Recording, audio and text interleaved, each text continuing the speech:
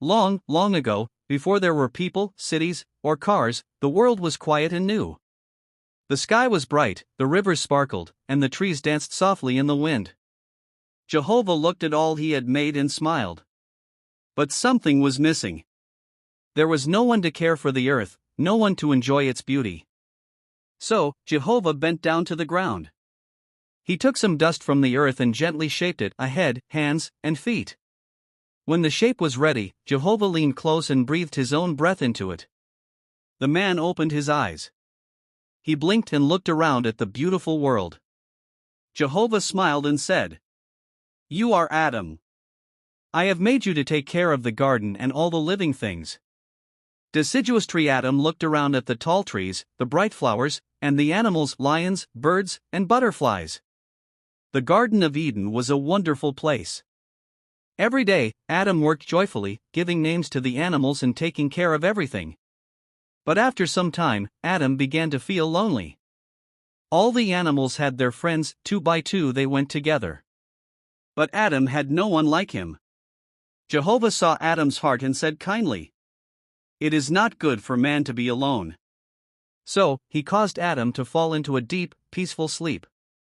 While Adam slept, Jehovah took one of his ribs and gently formed it into a woman. When Adam woke up, he saw her and smiled brightly. "This is bone of my bones and flesh of my flesh," he said with joy. He named her Eve, because she would be the mother of all living people. Adam and Eve were happy together in the Garden of Eden. They had everything they needed: sweet fruits, cool rivers, and warm sunshine. Jehovah would come and talk with them in the cool of the day.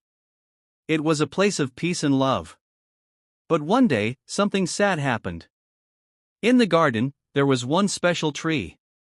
The tree of the knowledge of good and evil.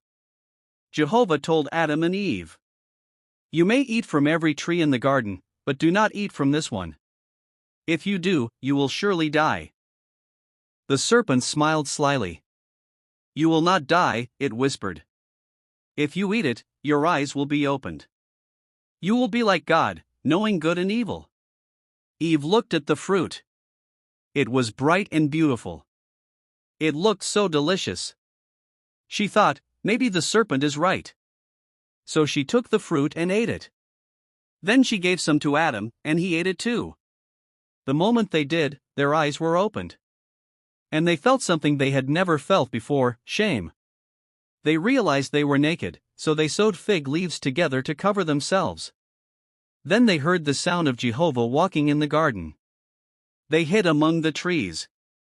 "Adam, where are you?" Jehovah called.